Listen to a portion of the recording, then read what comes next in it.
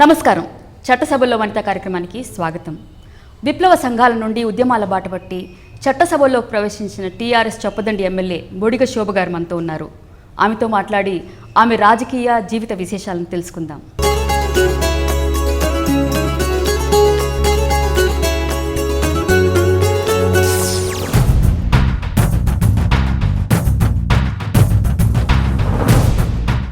నమస్కారం శోభ గారు. చట్టసభలో వనిత కార్యక్రమానికి స్వాగతం అండి. మీరు విప్లవం నుండి ఉద్యమాల బాట నుండి చట్టసభలో ప్రవేశించారు. ముందుగా మా ధన్యవాదాలండి వనితా టీవీ తరఫున. ఎలా ఉంది మీకు చట్టసభలో ప్రవేశించడం? న్యాయం చేయలేము ప్రజలకు, అది చీ అని దూరంగా ఉండి అంటే విన్నవాళ్ళం. కానీ ఆ చీ అనేదే దాంట్లోకి వచ్చి ఏ ప్రజలైతే అన్నిటికీ దూరం అవుతుండ్రో, నిజం అనేది మంచి అనేది అలాంటి ప్రజలకు అందించాలన్న ఆలోచన, అది కరెక్టు వేదిక. రాజకీయాలు ఒక బురద, రాజకీయాలు అనేటి కంపు, వ్యవస్థే కంపు అని అంటారు. కానీ మరి ఆ కంపును దూరం చేసి మంచిని అందించే వాళ్ళు ఎవరుంటారు? అందరంటే రాజకీయాలలో ఇప్పుడున్న పరిస్థితులలో మహిళలు రావడం 100% ప్రజలకు న్యాయం చేస్తారన్న ఒక నమ్మకం నాకైతే ఉందండి.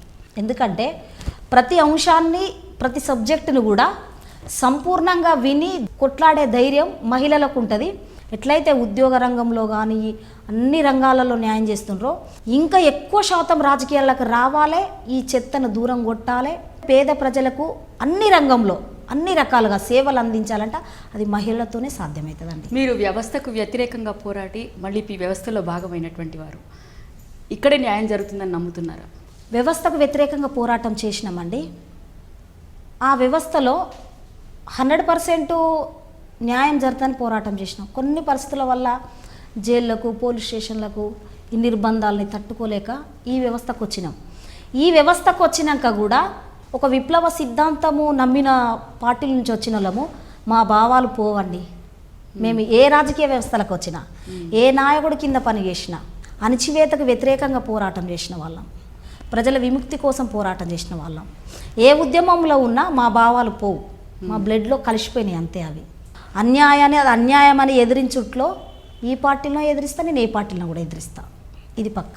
విప్లవ సంఘాల్లో తుపాకీ గుళ్లతోటి న్యాయం జరుగుతుందనేటువంటి ఒక భావన ఉంది.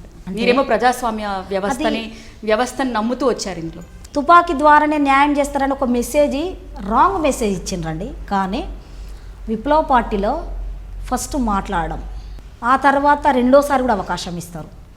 మూడోసారికి వినకుంటే ఫైనల్గా వాడు వినలేడు, వాళ్ళు మితిమించిండ్రు, ఇక మనకి ఏదో ఒక పనిష్మెంట్ ఇవ్వకుంటే తప్పదరా అనుకున్నప్పుడు మాత్రమే ఆ వెపన్ ఉపయోగిస్తారు. శోభ గారు, మీ బాల్యం గురించి చెప్తారా మాకు? మేము పుట్టింది అమ్మమ్మ వాళ్ళ ఇంటికాడండి, పెరిగింది కూడా దాదాపుగా అమ్మమ్మ వాళ్ళ ఇంటికాడనే, ఎడ్యుకేషన్ కూడా అమ్మమ్మ వాళ్ళ ఇంటికాడండి. 17 సంవత్సరాల వరకే నాకు మ్యారేజ్ అయిందండి. అంటే ఇంటర్మీడియట్ కంప్లీట్ కాకముందే మ్యారేజ్ అయిందండి.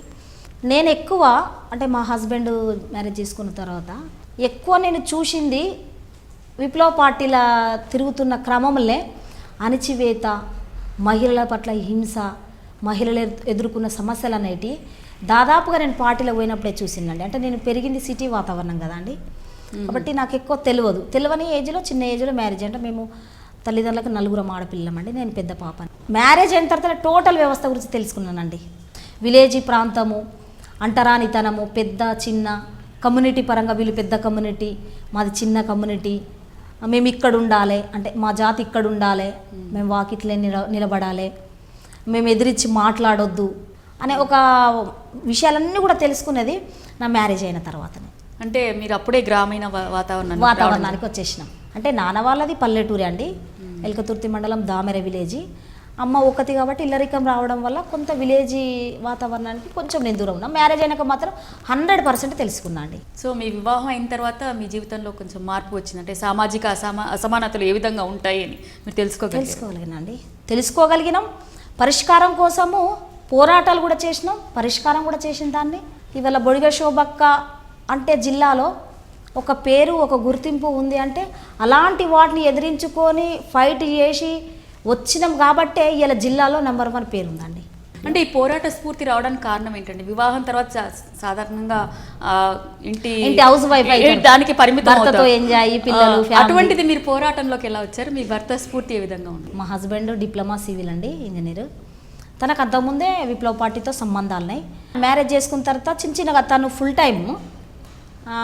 టైం చేస్తూనే అప్పుడప్పుడు నన్ను తీసుకుపోవడం, చిన్న వాటి మీటింగ్లకు, నాకు పాప అండి అప్పటికే, చిన్న మీటింగ్లకు తీసుకుపోవడం. అది అంటే నేను ఆకట్టుకునే విధమైన కార్యక్రమాలు ఉంటే నన్ను తీసుకుపోయేది. అంటే ఒక మహిళల పట్ల అది అన్యాయం జరుగుతుందంటే నన్ను తీసుకుపోవడం, తనలో ఇన్వాల్వ్ చేయడం. ఆ తర్వాత నేను తనను చర్చించడం, అరే ఇది బాగుంది కదా, ఈ పార్టీ వల్ల మంచి అయ్యేటట్టుంది కదా అని జస్ట్ నన్ను ఇక కొత్త మార్పు తీసుకురావడం జరిగిందండి. ఇక ఆటోమేటిక్గా ఫుల్ టైం అయిపోయినా. అంటే మీరు ఏ విధంగా చేయాలి, ప్రజా జీవితంలోకి ఎలా రావాలని చెప్పేసి గైడ్ చేసేది మా హస్బెండ్ అండి. టోటల్ ఒక గురువు.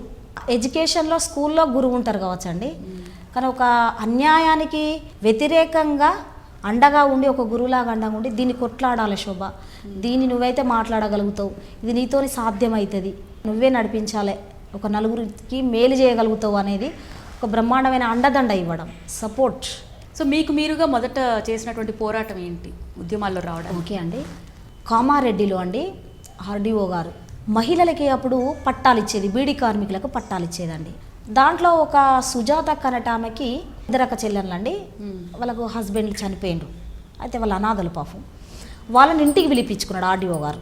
పట్టాలు అందరికీ బయట ఇచ్చిండు, వీళ్ళని మాత్రం ఇంటికి పిలిపించుకున్నాడు, అక్క చెల్లెలను పిలిపించుకున్న తర్వాత తను ఏం చేసిందంటే ఫస్ట్ చెల్లెను ఏదో ప్రయత్నం చేయబోతే, ఇప్పుడు వద్దు సార్ మేము తర్వాత ఆలోచించుకొని వస్తామని తన ప్రవర్తన గమనించి బయటకు వచ్చి, మహిళా సంఘాలం ఉంటాం కదా, మా శ్రీదేవి అక్క లీడర్ మాకు, తనకు వచ్చి చెప్పడం, అంటే ఆర్డీఓ గారు ఇట్లా మమ్మల్ని వేధిస్తుండ్రు అని అంటే, సరే తన నిజమా అబద్ధమా మీరు ఒక 2 రోజుల తర్వాత మళ్ళీ వెళ్ళండి అని మా అక్క అభిప్రాయం చెప్పుకొని మళ్ళీ ఇంటికి పోయింది. కథం డోర్ వేసి అత్యాచారం చేయబడిండండి. చేయబోతే ఈమె మొత్తం గుంజేసుకున్నది, వెనక బ్లౌజ్ జినిగింది, డోర్ తీసుకొని ఉరికొచ్చింది. మేము అందుబాటులో ఉన్నాం. ఆర్డీఓని ఇంట్లోకి వెళ్ళి గుంజుకొచ్చి కామారెడ్డి టోటల్ టౌన్ అంతా కూడా విపరీతంగా కొట్టుకుంటూ తిరిగినామండి. ఈ వ్యవస్థ మీద ఇలాంటి నీచులు ఉంటారా అని ఒక కసితోని కొట్టినామండి. అప్పుడు కామారెడ్డి సిఐ గారు మమ్మల్ని అరెస్ట్ చేసి, మమ్మల్ని కూడా మహిళా కానిస్టేబుల్ దాడి చేయడం, కొట్టడం, మేము కూడా స్టేషన్లో ఉన్నామండి. తెల్లవారి మేము మళ్ళీ బెయిల్ మీద బయటకు వచ్చినాక కామారెడ్డి ఆర్డీఓ ఆఫీసు ముందు పెద్ద ఎత్తున మహిళా సంఘాలం అంతా ధర్నా చేసి సస్పెండ్ చేయించినామండి.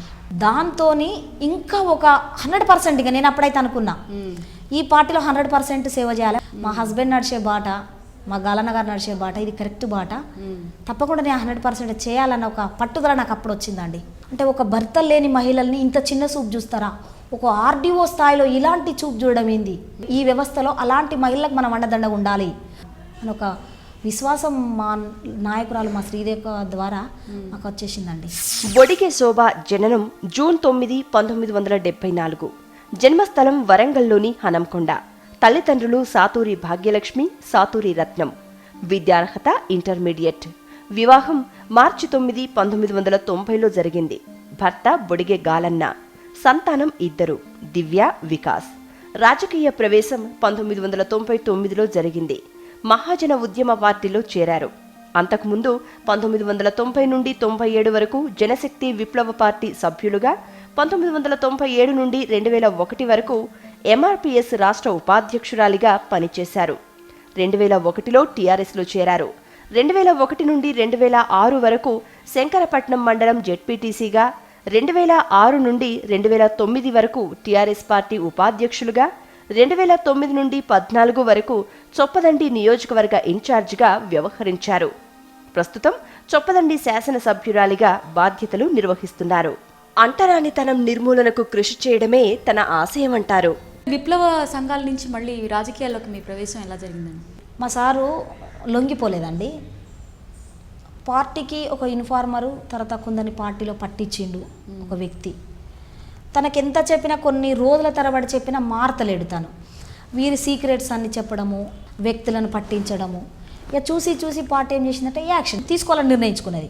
బుద్ధి చెప్తే వినని, కొట్టకుంటే మాత్రం మన రూట్లో చెప్పాలని టీం అనుకున్నారు, పోయినరు, చేసిన తర్వాత మా సార్ దొరికినరు. ఆ రోజే పోలీసులు ఎగ్దం పట్టుకొని అరెస్ట్ చేసి తీసుకొని పోయినరండి.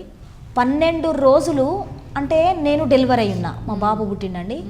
2 months మా బాబుని చూడనీకి వచ్చిండు. తర్వాత అనుకోకుండా కార్యక్రమం జరిగింది. 12 రోజులు పోలీస్ కస్టడీలో ఉన్నాడండి. బోధన్ పోలీస్ స్టేషన్లో పెట్టుకొని ఫుల్ టార్చర్ అండి. అప్పుడు బాగా ఎన్కౌంటర్లు అవుతున్నాయి, విపరీతమైన ఎన్కౌంటర్లు. అయితే తన పోలీస్ స్టేషన్లో ఉన్నప్పుడు ఒక విలేకరి, ఉదయం విలేకరి, ఆటోమేటిక్గా ఎందుకు అక్కడ పోలీస్ స్టేషన్ పోయిన తర్వాత తను కనబడ్డాడు. కనబడ్డ తర్వాత చిన్న చిట్ రాసి మా సార్ ఇచ్చిండ్రట, శోభక్కకి ఇన్ఫర్మేషన్ ఇవ్వాలనంటే నాకు చేరింది. నాకు చేరేసరికి 13 రోజులైంది. పార్టీకి ఇన్ఫర్మేషన్ పోయింది. పార్టీకి ఇన్ఫర్మేషన్ పోతే ఏం చేయలేని పరిస్థితి. ఇక కొన్ని మహిళా సంఘాలు, కొన్ని పీడిఎస్ సంఘాలు, కొన్ని బీడీ కార్మిక సంఘాలు ఇవన్నీ అందరం కలిసి నిజామాబాద్లో ఉన్న పోలీస్ స్టేషన్లన్నీ తిరిగినామండి. ఎక్కడ కూడా మా హస్బెండ్ సమాచారం లేదు. ఒక మంచి సీనియర్ అడ్వకేట్ ఏమన్నారంటే, హైకోర్టు జడ్జి గారికి రిటర్న్లో టెలిగ్రామ్ చేయండి, ఎక్కడన్నా కూడా కోర్టుకు హాజరుపరుస్తారని అంటే ఆ రోజు హైకోర్టు జడ్జి గారికి టెలిగ్రామ్ చేయడం. నేను పొద్దున్న 10 గంటలకు టెలిగ్రామ్ చేసినండి. నైటు 11:30, 12 ప్రాంతాన మా హస్బెండ్ గారి ఆచూకీ తెలిసింది. బోధన్ పోలీస్ స్టేషన్కి నిజామాబాద్ జిల్లా జడ్జి గారు తన దగ్గరికి పోయినరట. పోయి మీ భార్య ఏం చదువుకుంది, ఏం కథ, ఏం పేరు అట్లా అంటే ఇట్లా శోభ ఇట్లా అని మా పాప బాబు అండి ఇట్లా అని చెప్పాను. అరెస్ట్ చేసినాక 24 అవర్స్లో ఎఫ్ఐఆర్ చేయాలి, కోర్టుకు హాజరుపరచాలి. రైట్. కానీ కోర్టుకు హాజరుపరచాలి, ఎఫ్ఐఆర్ రాయాలి. అంటే డిఎస్పీ గారిని ఒక జిల్లా జడ్జి గారు సీరియస్గా తిట్టడం వల్ల నైట్ ఎఫ్ఐఆర్ రాసి తెల్లవారి కోర్టుకు హాజరుపరిచిండ్రండి. ఇంత మారడానికి కారణం పోలీసు వ్యవస్థ అండి. ఒక టార్చరీ, తినలేము, ఉండలేము, ఇంట్లో ఉండనియరు, వేధింపులు. మేము లొంగిపోకున్నా కూడా మా సార్కు బెయిలొచ్చి 45 రోజులు జైల్లో ఉన్నాడండి. బెయిలొచ్చి మన పిల్లల కోసమన్నా మనం బ్రతకాలి, మన పార్టీకి ద్రోహం చేయలే, అంటే విప్లవ పార్టీకి ద్రోహం చేయలే. ఒక కన్న తల్లి, ఆ కన్న తల్లి పార్టీకి మనం ద్రోహం చేయలేము. ఎట్లా? మనం ఇంట్లో ఉంటే వాళ్ళు ఇన్ఫార్మర్గా యూజ్ చేసుకుంటారు పోలీస్ వ్యవస్థ. పట్టియాలి, మనం పట్టియలేము, ఇలా బ్రతకలేము. కాబట్టి పిల్లల కోసమన్నా మనం బయటికి పోవాలి, పిల్లల కోసం అన్న బ్రతకాలి. ఈ సేవ ఏదో పబ్లిక్తోనే మమేకమై ప్రజా ఉద్యమాల ద్వారా మన మ్యాక్సిమం మన లైఫ్ ఉన్నంత కాలం సేవ చేయాలని ఒక ఆలోచనతో మాత్రమే ఉద్యమాల నుంచి బలవంతంగా బయటకు వచ్చినామండి. అయితే నేను బయటకు వచ్చిన తర్వాత మందకృష్ణ మాదిగా ఈ ఎంఆర్పిసి ఉద్యమంలోకి తీసుకువెళ్ళండి. తీసుకుపోయిన తర్వాత వర్గీకరణ కోసం ఫైట్ చేసినాం. ఆ తర్వాత 2001లో మా కేసీఆర్ గారు ఈ పార్టీ పెట్టాలి, ఒక చర్చ నడుస్తున్న తరుణంలో జలదృశ్యంలో ఆఫీస్ ఉండే అండి మాది. 10 జిల్లాల ఎంఆర్పిఎస్ నాయకులం, రాష్ట్ర నాయకులం 27 మంది అండి కేసీఆర్ గారిని కలిసినామండి. సార్ మాది మాదిగ కులం, ఈ వ్యవస్థలో అన్ని కులాల కంటే అంటరానితనం కులం మాది, అంటరానంలో మేము. ఊరికి దూరంగా ఉండే జాతి మా జాతి, ఊరికి దూరంగా ఉండే కులం. ఈ కులమే అన్ని కులాలకు ఎట్టి చేస్తుంది. మాకంటూ విలువ గౌరవం ఉండాలి సార్. మాకు ముఖ్యంగా మా ఆత్మగౌరవం ముఖ్యం. మీరు ఏ కార్యక్రమం ఇచ్చినా ఏది ఇచ్చినా మేము 100% చేయడానికి సిద్ధంగా ఉన్నాం. కానీ మా ఆత్మగౌరవానికి సంబంధించిన విషయం కానీ మా కులానికి సంబంధించిన విషయానికి వస్తే మాత్రం మమ్మల్ని ఈ వ్యవస్థలో సమానంగా చూడాలి సార్ అని మా సారు మేమందరం మాట్లాడాలి. అటువంటి హామీ వచ్చిన తర్వాత మీరు జాయిన్ అయ్యారు. ఆ హామీ వచ్చిన తర్వాతనే తను కూడా అన్నాడు, ఈ పార్టీకి పునాదులు మీరు, ఈ పార్టీకి మీలాంటోళ్ళే ఉండాలి, మీలాంటోళ్ళ సేవ కావాలి, మీరు నేను పిలవకున్నా వచ్చిండ్రు కాబట్టి ఈ పార్టీలో మీరు ఉండాలి అని అప్పుడే మధుసూదనాచారి గారికి చెప్పి మా అందరి బయోడేటా మొత్తం కూడా అప్పుడు తీసుకున్నారండి. శోభ గారు, అంటే మీ ఉద్యమంలో మొదటి నుంచి కేసీఆర్ గారు వెంటున్నారు, ఎన్నికైన తర్వాత ఎటువంటి మార్పు వచ్చింది? మార్పు అంటే ఏం లేదండి, ఒక మాట నిలబెట్టుకున్నారండి. అప్పటి నుండి ఇప్పటివరకు మా సారు మా విషయంలో కట్టుబడి ఉన్నారండి. ఎందుకంటే కరీంనగర్ బహిరంగ సభ సింహగర్జన మీటింగ్ పెట్టినప్పుడు మా బహిరంగ సభ విజయవంతం చేయడం కోసము మా ఇద్దరిని భార్యాభర్తలను ఇన్ఛార్జిగా ప్రకటించడం. ఆ బహిరంగ సభకు తను అనుకున్న అంచనా కంటే ఎక్కువ జనాలు తరలించడం. బహిరంగ సభ అయిపోయిన తర్వాతనే పార్టీ పెట్టినాక 52 రోజులకో 53 రోజులకో స్థానిక ఎన్నికలు వచ్చినాయండి. అవి ఎంపీటీసీ జెడ్పీటీసీ ఎన్నికలు. కమలాపూర్ నియోజకవర్గంలో కేశవపట్నం మండలం అనేది, అంటే నేను పోటీ చేసిన నియోజకవర్గంలో కేశవపట్నం మండలము ఎస్సీ మహిళా జడ్పీటీసీ కావడం. సారు ప్రకటించి నన్ను పిలిపించుకున్నాడు. అప్పుడు మాకు సెల్ ఫోన్లు అవి ఏం లేవండి. మేము ఇంట్లో కిరాయి ఉన్న ల్యాండ్ ఫోన్కి ఫోన్ చేసి తనను వెంటనే రమ్మంటే మేము హైదరాబాద్కి వచ్చినాం. సారు మొత్తం ప్రెస్ మీట్ పెట్టిండు. ప్రకటించిన 51 మంది జడ్పీటీసీని ప్రకటించినాడు ఫస్ట్ విడత. అందరిని స్టేజ్ మీద కూర్చుని పెట్టుకుని ప్రెస్ మీట్ పెట్టినప్పుడు ఒక దళిత బిడ్డ అంటే మా గురించి కొంత గొప్పగా చెప్పుతూ ఉద్యమాల్లో పోయినామే తనే జడ్పీటీసీ తన హస్బెండ్ గాలన్న ఇట్లా అని పరిచయం చేస్తే ప్రెస్ వాళ్ళు అక్కడ ఉన్న పెద్దవాళ్ళందరూ కూడా ఒక నవ్విండ్రు. ఎట్లా అంటే అయ్యో ఈ అమ్మాయి జడ్పీటీసీ ఏంది అంటే ఈ అమ్మాయి గురించి ఈయన ఇంత పెద్ద వ్యక్తి ఇంత గొప్పగా చెప్తాండి ఏందని ఒక ప్రేమతో కూడిన ఒక నవ్విండ్రు అందరూ. నేను కూడా నాకు కూడా ఆ పదవి వస్తుందనే ఆలోచన కూడా నాకు లేదు. ఈమె చేయగలదా, ఈ బాధ్యత నిర్వహించగలదా? పిలుచుకున్న తర్వాత సారు మాట్లాడి ప్రెస్లో ప్రకటించిన తర్వాత మెట్లు దిగుతున్నప్పుడు సార్ నా చేయబట్టుకున్నాడు. నన్ను ఇప్పుడు ఒక బిడ్డలాగా అంటారండి, నా బిడ్డ అంటారు. చేయబట్టుకుని నడుస్తుంటే సార్ డబ్బులు లేవు, నేను ఇట్లా రంగంలో ఎట్లా పోతాను సార్ నేను అని. అప్పుడప్పుడు మా సార్కి ఆర్థికంగా కొంత సహాయం చేసి, నువ్వు గెలుస్తావు, ఎంపీపీని పట్టుకొని వస్తావు శోభ, నీకు ఏ మెటీరియల్ కావాలన్నా హరీష్ అన్న గారు టోటల్ పార్టీకి తనే ఇన్ఛార్జ్ అండి. మెటీరియల్ అయినా ఏదైనా అడ్జస్ట్ చేసే వ్యక్తి మా హరీష్ అన్న. అప్పుడు జడ్పీటీసీగా నాన్ లోకల్, మా అత్తగారు కాదు మా తల్లిగారు కాదండి, కేశవపట్నంలో 2 మహిళలు, కాంగ్రెస్ తెలుగుదేశం మహిళలు లోకల్ కోడన్లే వాళ్ళు. కానీ ఆ ప్రజలు, మా కేశవపట్నం ప్రజలు ఆ 2 పార్టీల మహిళలకి డిపాజిట్ గల్లంతు చేసి బొడిగ శోభక్కను రైతునాగల గుర్తు మీద 1 సైడ్ ఓట్లు వేసిండ్రండి. జిల్లాలో 57 మండలాల్లో సెకండ్ ర్యాంక్ అండి, అంటే రిజల్ట్లో సెకండ్ నాది. నేను 5 ఏళ్ళండి ఆ ప్రజలకు మోసం చేయకుండా అర్ధరాత్రి పిలిచినా కూడా భార్యాభర్తలము పని చేయగలిగామండి. ఇవాళ గెలిచిన వాళ్ళకి ఆడ అభివృద్ధి చేద్దామంటే లేకుండా చేసిన 5 ఏళ్ళు అధికారులతో ప్రజలతో మమేకమయ్యి విపరీతమైన ఫండ్స్ తీసుకుపోయి వాటర్ వర్క్స్ కానివ్వండి, సీసీ రోడ్లు కానివ్వండి, స్కూల్ బిల్డింగ్ కానీ, నా ఆయాంలో 57 స్కూల్ బిల్డింగ్లు కట్టినండి. నేను ఎక్కడ పోయి గవర్నమెంట్ స్కూళ్ళు, గవర్నమెంట్ హాస్టల్లే విజిట్ చేసేదాన్నండి. ఫుడ్ విషయంలో పోతే 100% అన్నం తినేదాన్ని, బాగాలేకుంటే వార్నింగ్ ఇచ్చేదాన్ని, దాన్ని సెట్ చేసేదాన్ని. బొడిగె శోభ అభిమాన నేత కామ్రేడ్ శ్రీ దేవక్క, కేసీఆర్. నచ్చే రంగు లేత గులాబీ. శాకాహారం అంటే ఎంతో ఇష్టమంటారు. దట్టమైన అడవి ప్రాంతాలలో పర్యటించటం ఎంతో హాయినిస్తుంది అంటారు. భక్తి అధికం. ఆరాధ్య దైవం కొండగట్టు అంజన్న వెంకటేశ్వర స్వామి. మెచ్చిన పుస్తకం అమ్మ నవల.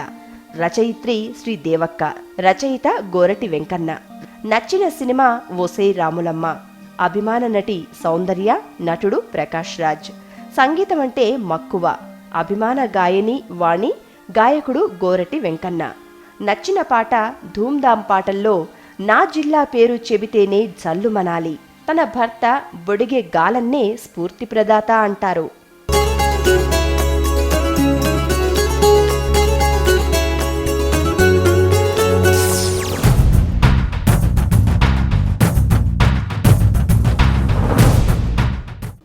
వనిత టీవీ వారికి నమస్కారం అండి.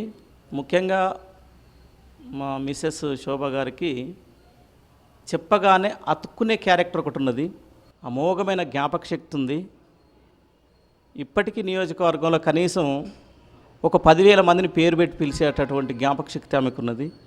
నేను ఆమెలో నచ్చే విషయం ఏంటంటే, మనం ఒకప్పుడు విప్లవ పార్టీలో పనిచేసిన శోభ, ఇది రాజకీయ రంగంలో ప్రజలలోకి వచ్చినాము, దీనికి అనుగుణంగా మనం మాట్లాడాలి. కానీ ఇంత కఠినంగా మనము ప్రతిఘటించకూడదు శోభ. అంటే సమస్య లేదు, ఈ పదవి ఉంటే ఉంటుంది, పోతే పోతుంది, నిజాన్ని నిక్కచ్చిగా మాట్లాడవలసిందే, మాట్లాడుతూనే ఉంటా, అది ఎవరైనా కానీ ఎంతటోళ్ళైనా కానీ అని చెప్పేటటువంటి ఒక నిక్కచ్చి గుణం కలిగి ఉన్నది ఆమెలో. ఇది ఒకటి నేను బాగా ఇష్టపడే గుణం. మీ నియోజకవర్గంలో ఎటువంటి సమస్యలు ఉన్నాయి ఇప్పుడున్న పరిస్థితి? అంటే ఇప్పుడు ఈ మండలకును 5 ఏళ్ళు ఈ మండలి బంధం తెగిందండి. ఆ తర్వాత చొప్పదండి నియోజకవర్గ ఇన్ఛార్జిగా 2009 నుండి అండి.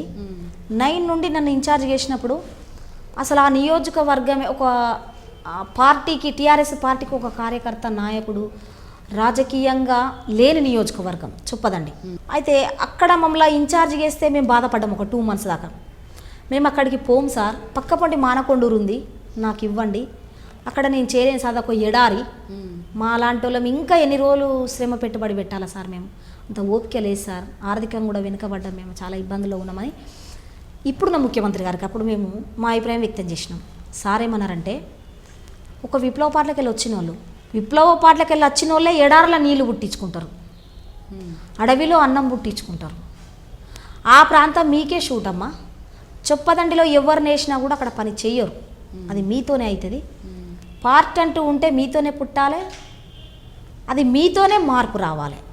మళ్ళీ మేము ఇంకొక డౌట్ అడిగినాం, మరి ఇంత శ్రమ పెట్టిన తర్వాత మళ్ళీ పరిస్థితులు మమ్మల్ని ఎట్లా ఊహించుకుంటారు సార్, మా పరిస్థితి లేదు, మమ్మల్ని ఎట్లా ఊహించుకుంటారు సార్? అప్పుడే అన్నాడు, నువ్వు ఎమ్మెల్యేవమ్మ శోభ అని అన్నారు సార్. అప్పటి పరిస్థితులు 2009లో జరగలేదు కానీ నెక్స్ట్ ఎన్నికల్లో అయిపోయింది. అప్పుడంటే సార్ నేను అన్నా, ఇంకా 5 ఏళ్ళు ఉంది సార్, 5 ఏళ్ళ వరకు మార్పులు చేర్పులు, డబ్బున్నోళ్ళు, వాళ్ళు వీళ్ళు, జైనింగ్ అనేది ఉంటుంది కదండి, పార్టీ ఎదిగినా కొద్ది జైనింగ్ అనేది ఉంటుంది కదా. అప్పటి వరకు నా పరిస్థితి ఎట్లుంటుందంటే, ఎవరు వచ్చినా బొడిగ శోభకే రిజర్వేషన్ అది చెప్పదండి, ఇంకొకరికి ఇయ్య, నువ్వు పో అని అన్నారు. అదే విధంగా మంచి మెజారిటీతో గెలిచారు మీరు, 50,000 పైన. అంటే తన ఆ మాట ఇచ్చిండు, సరే టికెట్ ఇస్తారా ఇయ్యరా తర్వాత విషయం, కానీ ఒక గట్టి విశ్వాసాన్ని ఒక ధైర్యాన్ని నింపి పంపిండు. అంటే మేము అనుకున్న వాళ్ళము చేసే విధంగా ఒక మార్క్ తెచ్చిండు. అంటే టికెట్ రాకపోనియండి, తెలంగాణ ప్రజల కోసం చేయాలనేది ఒక ఆలోచన వచ్చింది. ఈ ప్రజలకు మీరు ఏం చేయదలుచుకున్నారు శోభ? మా చొప్పదండి నియోజకవర్గంలో 161 విలేజీలు అండి, 6 మండలాలండి, 118 గ్రామ పంచాయతీలు అండి, 80 ఎంపీటీసీలు, 6 జడ్పీటీసీలు అండి నా దగ్గర. అన్ని సంఖ్యలు మీ నోట్ మీద ఉన్నాయి. ఎటువంటి సమస్యలను మీరు ఏ విధంగా అడ్రస్ 161 విలేజీలు ఏ ఎమ్మెల్యే నడవలేదండి, నేను పాదయాత్ర చేసుకున్నా. అన్ని గ్రామాలు తిరిగి డోర్ టు డోర్ తిరిగిన క్యాండిడేట్ అండి. ఆ రూట్ మ్యాప్ ఆ ప్లాన్ అంతా కూడా మా సార్ చేసి వదిలిపెట్టేసి, అంటే ఈ విధంగా ధన బలాన్ని కుల బలాన్ని మీరు ఎదుర్కోగలిగారు. ఎదుర్కోగలం. కరీంనగర్ జిల్లాలో స్వాతంత్రం వచ్చిన కానండి ఒక దళిత మహిళకు ఏ పార్టీ కూడా టికెట్ ఇవ్వలే అండి. మొట్టమొదటి తెలంగాణ రాష్ట్రంలో 119 నియోజకవర్గాలలో మా ముఖ్యమంత్రి గారు, మా కేసీఆర్ గారు కరీంనగర్ జిల్లాకు చొప్పదండికి ఒక మాదిగ బిడ్డకు టికెట్ ఇవ్వడం, ఇచ్చిన బిడ్డకు మా చొప్పదండి ప్రజలందరూ కూడా మహిళల ఓట్లు 1 సైడ్ పడ్డాయండి నాకు. మా చొప్పదండి నియోజకవర్గంలో 4 ప్రాజెక్టులు ఉన్నాయండి నా దగ్గర. పోతారం ప్రాజెక్టు మా దగ్గరనే ఉందండి నియోజకవర్గంలో, నా చొప్పదండి నియోజకవర్గంలో. నారాయణపూర్ ప్రాజెక్టు నా దగ్గరనే ఉంది, మిడ్ మానేరు మా దగ్గరనే ఉందండి, మోతే నా దగ్గరనే ఉందండి. అంతేకాకుండా జిల్లాలో నవోదయ ఎక్కడ లేదండి, నా చొప్పదండి నియోజకవర్గంలో ఉంది నవోదయ. అదేవిధంగా జేఎన్టీయూ కూడా నా నియోజకవర్గంలో ఉన్నది. దేవస్థానాలకు వస్తే కూడా కొండగట్టు అంజన్న టెంపుల్ మీద గుండంలో కనీసం ఒక బిందెడు నీళ్ళు అందించలేండి భక్తులకి ఉమ్మడి రాష్ట్రంలో. ఎండోమెంట్లో డబ్బులు ఉన్నాయి కానీ చేయాలన్న ఆలోచన ఏ నాయకుడికి రాలేదు. రిజల్ట్ రాకముందే కొండగట్టు గుట్ట మీద నేను మీటింగ్ ఏర్పాటు చేసినాడు. నాకు ఒక విశ్వాసం వచ్చింది, ఎక్కడ పోయినా నీదే గెలుపక్క, నువ్వే అని అన్నారు. కాబట్టి అంతకంటే రిజల్ట్ ఇంకా ఏముంటుంది, ప్రజలే ఇచ్చింది ఆల్రెడీ. ఒక చూసుకోలేదు అంతే, సంఖ్య చూసుకోలేదు అంతే. ఫలితం రాకముందే కొండగట్టు గుట్ట మీద మీటింగ్ పెట్టిందండి. పెట్టి టోటల్ పరిష్కారం అందులో ఉన్న బడ్జెట్ ఎంత అనేది మొత్తం తీసుకుంటే 17,000 చిల్లర కోట్ల డబ్బులు ఉన్నాయండి దేవుడి సన్నిధిలో. అన్ని రికార్డు తీసుకొని, అఫీషియల్గా రికార్డు తీసుకొని రిజల్ట్ వచ్చిన తర్వాత మాకు ముఖ్యమంత్రి గారిని కలిసి, ఆ తర్వాత ఎండోమెంట్ ప్రిన్సిపాల్ సెక్రటరీని కలిసి 11 కోట్ల చిల్లర వర్క్ తీసుకుపోయి గుండం కంప్లీట్ అయిపోయిందండి. ఒక 7 కిలోమీటర్ల దూరం నుంచి కోంపెల్లి చెరువు అని ఉంటుందండి, ఎస్ఆర్ఎస్పి కాలువ కానుకొని ఆ చెరువు ఉంటుంది. ఆ చెరువులో నీళ్లు నింపితే మా మల్యాల మండల ప్రజలను డ్రింకింగ్ వాటర్ యూజ్ చేసుకోగా ఆ నుండి కొండగట్టు గుట్ట మీదకి అందియొచ్చు వాటర్. దానికి 2,15,00,000 పైచిలుకండి అమౌంట్ శాంక్షన్ చేసిన. పైప్ లైన్ కూడా దాదాపుగా గుట్ట దగ్గర దాకా వచ్చి ఆగిందండి. అది R&B రోడ్డు ఉంది, ఆ రోడ్డు పర్మిషన్ ఇస్తే ఆ రోడ్డు తవ్వి మళ్ళీ గుట్ట మీదకి తీసుకుపోవాలి. దాదాపు పనులన్నీ కూడా దగ్గర పడ్డాయండి. మహిళలకు మీరు ఇచ్చే సందేశం ఏంటి? ఎక్కడ చూసినా 50%కి ఎబోవ్ ఉంటున్నామండి మహిళలము. కానీ రాజకీయాలకి ఈ వ్యవస్థలు ఎందుకో దూరం ఉంటారు. తప్పకుండా రావాలి రాజకీయాల్లో. అసెంబ్లీలో, పార్లమెంట్లో 50% మహిళలు ఉండాలి.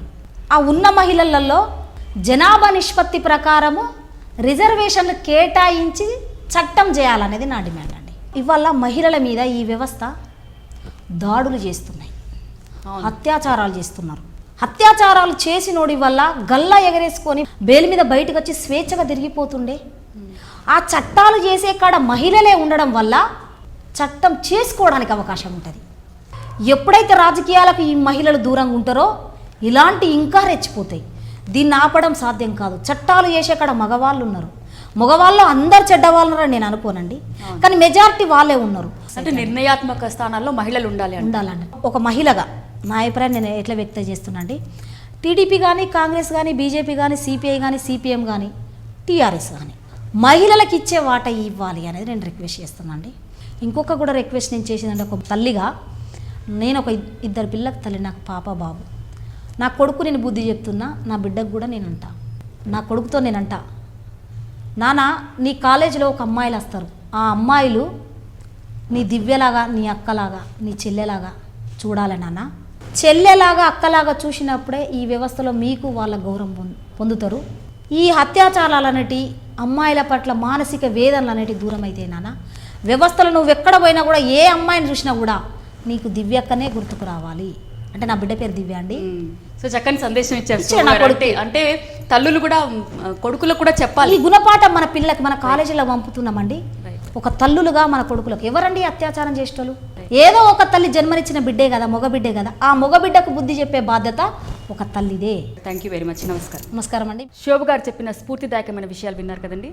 చట్టసభల్లో వనిత కార్యక్రమంలో మరో వనితతో మళ్ళీ కలుసుకుందాం. అంతవరకు సెలవు. నమస్కారం. ఈ కార్యక్రమాన్ని www.youtube.com/vanitatv ఛానల్లో చూడండి.